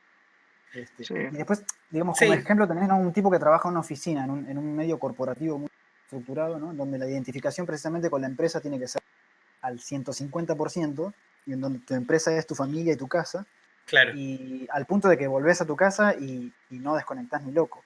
O bueno, o la gente que tiene una identificación emocional con el trabajo muy fuerte, por ejemplo, no sé, suponete una enfermera de un geriátrico en donde ve gente morir una vez por semana y después vuelve a la casa, ¿no? Y eso le repercute en sus relaciones con su familia, etcétera, etcétera. Digo. Es difícil desconectar con un espacio concreto. Sí, En el sí, caso yo del lo sé, cómic, pero eso, yo digo, creo que eso puede pasar con cualquier cosa y es un ejercicio sí, necesario, sí, ¿no? O sea, digo, eso lo entiendo, y estoy de acuerdo, pero digo que el cómic, primero que no tiene por qué ser eso, y segundo que no lo es, no tenemos una oficina o un espacio concreto en donde estamos todo el tiempo ¿no? En contacto el uno con el otro, etcétera. No, pero Entonces me parece artificial la idea del cómic como un espacio, porque a mí me Me parece, refería más a que hay entornos, no como algo estanco, sino con distintos sí, igual la idea, entornos y como yendo más concreto a gente con la que te cruzás y te rodeas, no tanto como algo que engloba, como decir, bueno, esto es el cómic. No yo, en ese sentido, digo. de todas maneras, no sé si estoy por ahí tan de acuerdo de que el cómic no es un espacio. O sea, no me parece, por ahí lo que voy es, el hecho de que el cómic el cómic sea un espacio, o se puede llegar a plantear como eso, sí o no, o lo que sea, y esta idea de que no es un espacio porque es algo artificial, me parece que está lleno de espacios artificiales, digamos. sí. Eh, De hecho, para mí todos los espacios son artificiales. por Eso es lo eso, que estoy intentando. por eso, pero digo, por más que sean artificiales y no haya contacto físico o de amistad o ni siquiera estés inmerso en ese contexto, yo creo que no hace falta estar realmente inmerso en el mundillo del cómics para ser parte de ese espacio. Porque me parece que hay intereses y hay estrategias y formas de pensar o incluso de representar en imágenes que tienen que ver con la historieta y que no lo podemos negar. Eh, Claro, mi pregunta más allá de todo esto es, en realidad, digamos que estoy de acuerdo con ustedes, y digo, bueno, espacio, mi pregunta entonces es cómo me salgo pero ¿por de qué? ese espacio. Porque no quiero formar parte de ese espacio. Entonces, ¿cómo hago para no formar parte de No, ese pero por espacio? ejemplo, vayamos hoy hablamos de Tezuka, ¿no? Sí, De los bloques esos de apartamentos, ¿no? Donde estaban todos los mangakas. Ahí tenés un entorno, pero yo creo que después cada uno cuando se sentaba a su tablero, o por lo menos una buena parte, eran ellos. O sea, Sí, digo, pero se sigue siendo lo conectaban mismo. con...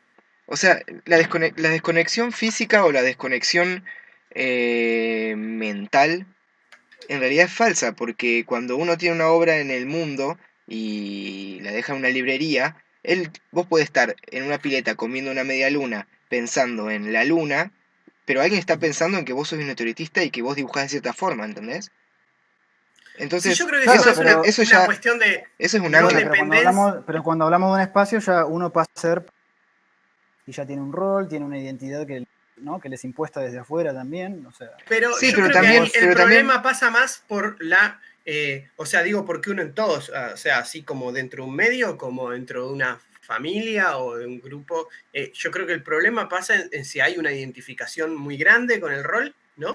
No pasa, digamos, por el asumir roles, sino por identificarse con ellos y, por lo tanto, volverlos más o menos inamovibles. está bien, pero uno se sí, puede sí, sí. identificar con lo que quiera y asumir lo que Eh, quiera, pero después, no, porque yo tengo que aceptar que vos sos.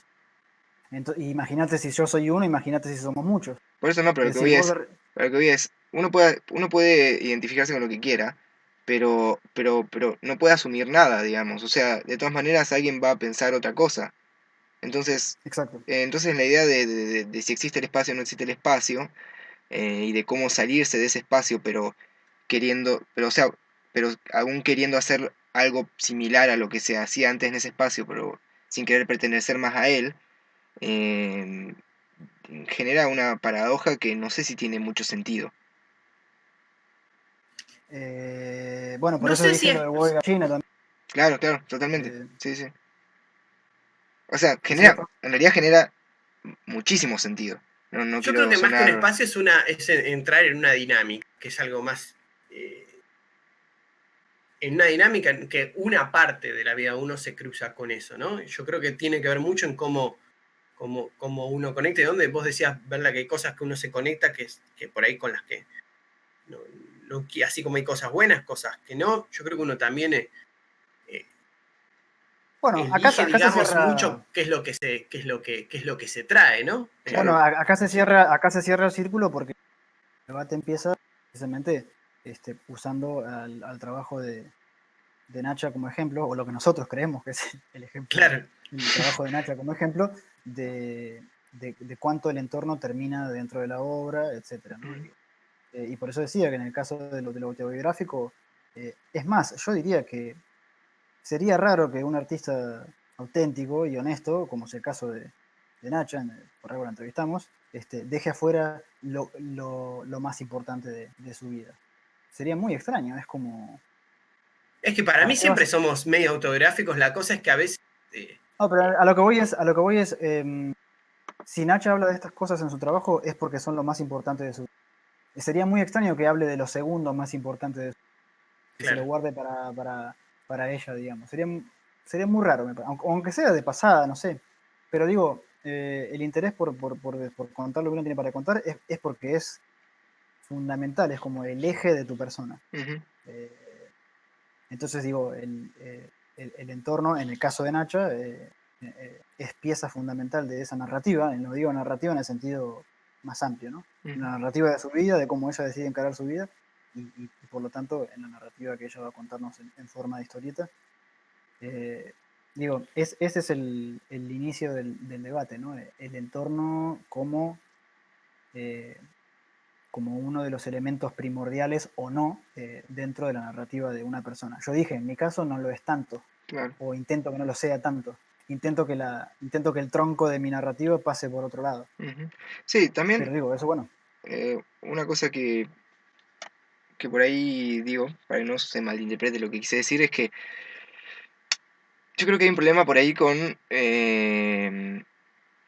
o sea, hay una diferencia entre un momento social, digamos, de todo eso, y un momento de codificación de un signo, digamos, en la Sí, historieta, ¿no? Entonces, yo creo que esas son las dos capas, no sé si son las dos capas, pero pienso ahora, ¿no? En voz alta, se podría decir que hay dos capas de ese espacio, eh, que uno tiene que ver por ahí con un presente, hasta te diría precoz en algún momento, y otro con un momento del signo más puro, ¿no? De lo que son las cosas por ahí, o de lo que representan. No sé, creo, por ahí me estoy yendo por las ramas, pero a lo que voy es que, no sé, es como medio imposible escapar de sí, lo que... estoy de acuerdo en ese sentido. Es medio imposible, pero pensar ya ese huequito, ese es el huequito que yo personalmente Claro, sí, sí, Claro. totalmente, sí, sí, totalmente. trabajo. Eh, Ujú.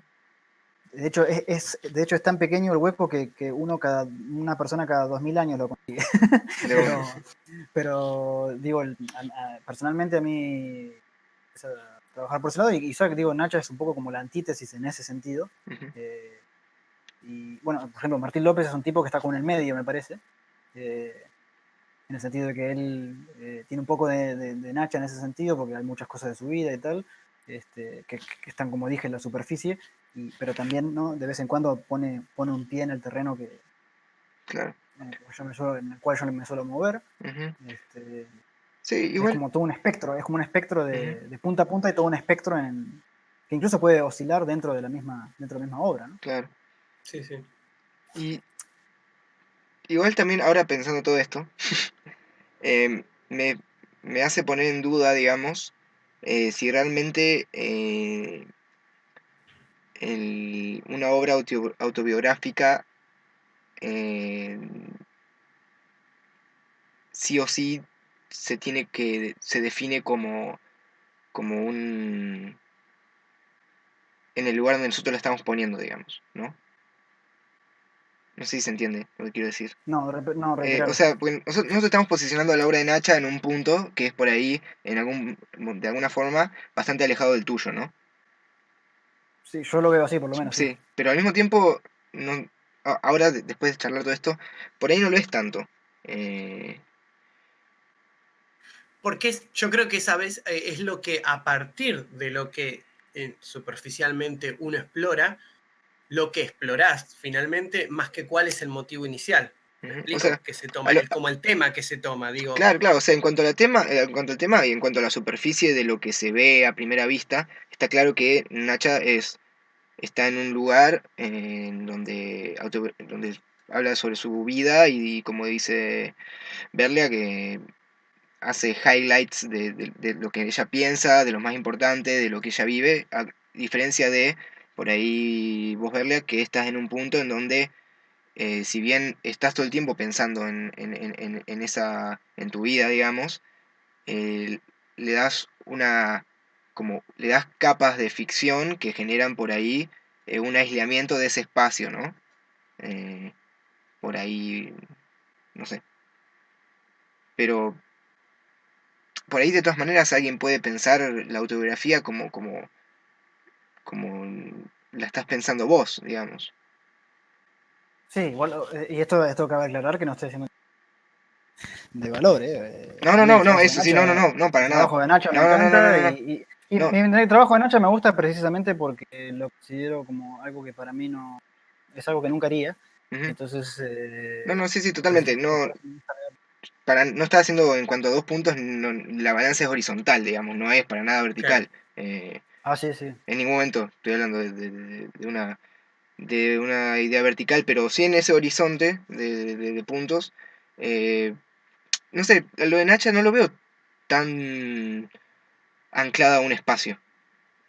Sí a su espacio, pero no sé si al de la historieta. Eh, No, no, bueno, eso ni hablar, eso ni por hablar. eso. Pero digo, pero sí que, bueno, y ella misma creo que lo expresó, aunque sea indirectamente en la entrevista, que su situación, digamos, su circunstancia concreta, ¿no? Del Mm, lugar, la gente y todo lo demás es como la pauta, digamos, es la claro, pauta para... sí, sí, sí, Sí, totalmente. Pero pero al mismo tiempo, seguramente como por lo que ello dispara, ¿no? claro, pero al Me mismo tiempo parece. está usando la historieta como una herramienta. Yo lo que vi, por ahí no sé, pero como que Nacha usa la historieta como una herramienta en su forma más pura, ¿no? Y me parece que eso tiene mucho que ver con Sí, tu trabajo también, eso me verle. gusta, Eso tiene que eso es ver, lo que me gusta. y eso tiene que ver también con tu trabajo, me parece, verle. Va, no sé. ¿Cómo?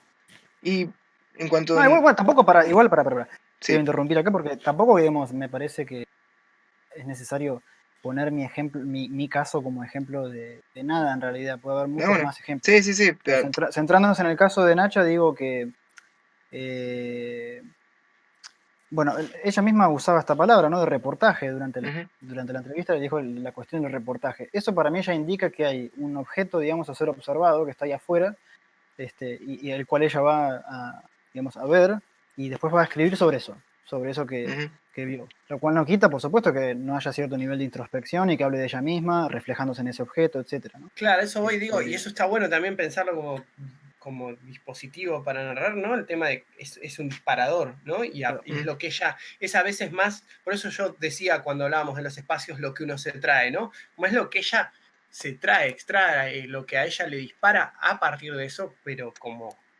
disparador, sí, nada sí, más. y lo que creo es que Nacha termina siendo historieta por ahí por un... No sé por qué razones, pero por ciertas razones, como todos, y todas, pero me parece que, que- que justamente la usa mucho como una herramienta, ¿no? Y podría por ahí ser otra cosa, si se hubieran dado las cosas diferentes. Bueno, no sé, esa es la sensación que me dio, ¿no? Sí, Como yo te que entiendo lo que decís. ella tiene Lo un usa como tema, una cámara, decís. exacto, lo usa como una Claro. cámara, lo usa como una herramienta. Entonces ella tiene un tema, sabe lo que le interesa, sabe por qué le interesa, em, y ella lo hace en historieta, por ahora, ¿no? Em, y eso me parece súper interesante, Sí, y eso es lo que y me a eso parece voy, que... digo, con los dispositivos y el afuera, que quiero Ujú, decir que lo que hace que ella dispare esa cámara es intrínseco, sí, no es de afuera. sí, sí, A eso yo. entonces a lo que voy, que por ahí antes se me hizo mucho lío y recién ahora estoy pudiendo ordenar todas mis ideas. A ver, lo que estoy de acuerdo con esto que decís vos, Berliak, de esta idea del mundillo, es que lo que me parece que genera es una falta por ahí del uso de la historieta como un dispositivo y más que como un espacio. No sé si... Sí, yo creo que tiene que ver también con esto, y traigo no esto de disparador, de como punto de partida de última, pero no como fin en sí mismo, digo, porque si vemos ya que estuvimos y vamos volviendo a Tezuka, digo, muchos mangakas, digamos, de los 80 y 90 critican a algunos de esta generación porque se quedaron justamente en esos, bueno, que también pasa acá en la Argentina, en esos autores monolíticos y en alimentarse de ellos y en nutrirse de ellos y en buscar a partir de eso su lugar en el manga, en vez de usarlos como punto de partida para ir a explorar otras cosas y terminar Ujú, enriqueciendo el medio y trazar caminos claro, propios, ¿no? propios. Sí, sí. Bueno, ¿sabes quién es? Mira, en vez de usar mi caso ejemplo, creo como en la fecha es no solo que es más adecuado el ejemplo, sino que además es más interesante y más logrado, es el caso de Inyo Asano, ¿no? A lo que voy es que en el caso de Inyo Asano no hay un objeto a observar. El objeto es el cómic mismo, Claro. o son los personajes, es la realidad que él construye, no desde cero, pero casi. Ujú. Nunca hay no hay nunca una sensación como decís vos, de artefacto, de que los eventos que ocurrieron están ahí y la mirada del autor está de este otro lado. No hay nunca eso, no está ese dualismo, ¿no? Claro. Claro. Que eso es muy propio de las artes orientales en general, pero bueno, en el Ujú. caso de Claro. Asano, digo, Pero de todas eh, maneras, perdón que interrumpa, como que en el trabajo de Nacha, yo no conozco tanto el trabajo de Asano, pero entiendo lo que querés decir. Hay un paralelismo en lo consciente y lo puro, por así decirlo, que es el uso de las herramientas que brinda la historieta, ¿no? Y es como son lineamientos que son muy centrados. ¿No? sí, igual eso para mí habla más de la riqueza La riqueza del cómo. la riqueza del cómic que de los autores en particular. Claro, Es más, obvio, totalmente, muchas pero veces totalmente. descubro cosas que me parecían imposibles en el cómic y es bastante obvio que la persona que lo hizo fue como, no te digo de carambola, pero casi. De uno. Sí, sí, sí. Como se resbaló una casca de banana Y cayó y bien. quedó eso sí, claro, exacto. Claro.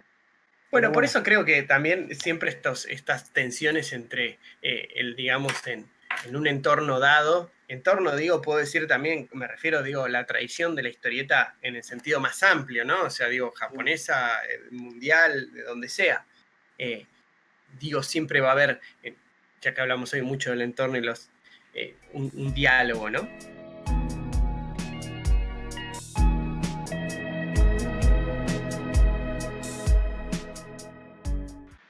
Y en lanzamientos tenemos la nueva historieta de Matías Zanetti, Hembra, de la serie de Camino Real, dibujada esta vez por Nicolás Brondo, editada por Holograma Comics.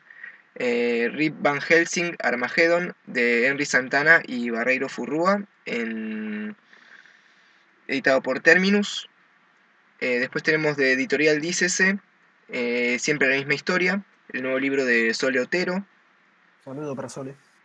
Tenemos editado por Lenois, Perdón por ser tan genial, el nuevo libro de Mariela Biglietti. Tenemos una colección de fanzines de la Gran 7, que recopilan todas las historias que se subieron a sus páginas este año, con autores como Alan Di Maro, Flora Márquez, Rubén Gauna y varios más. También Esto es lo que la entrevista sí, con exactamente. Flora, ella nos comentaba de los webcomics. Exactamente. Exacto. Sí, Esta sí, es la sí. edición física, que Ok. seguramente van a estar en dibujados ya para Ok.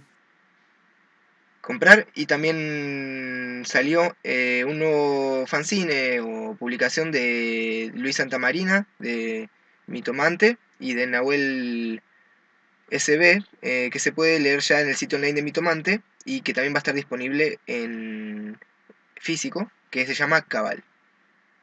También continúa el taller de guión a cargo de Damián Connelly en Córdoba Capital, los martes de 17:30 a 19:30. Y también habrá un nuevo turno, esa es una novedad, habrá un nuevo turno los días jueves de 18 a 20 horas. Así que es cuestión de contactar a Damián Connelly para que le pase los detalles. Y después, por último, tenemos el taller de historieta de Pablo Vigo, un amigo de la casa también, un saludo grande para él. Así que bueno, ya saben, pueden dejarnos sus comentarios y preguntas en nuestras redes sociales para que las respondamos durante el programa. En Facebook nos encuentran como Derive Editorial o /Derive Ediciones. En Instagram nos encuentran como Derive Ediciones. Y no olviden de suscribirse a nuestro canal de YouTube para seguirnos programa a programa. Derive Ediciones, como siempre, con el loguito en blanco y negro del pescadito. Así que bueno, chicos. Bueno, espero que hayan disfrutado el especial Tezuka. El especial, el Tezuka y espacio de la historieta. Exacto. Bueno, gracias muchachos, un abrazo grande. Dale, Gracias, chicos, nos vemos. Nos estamos viendo. Chao, chao. Control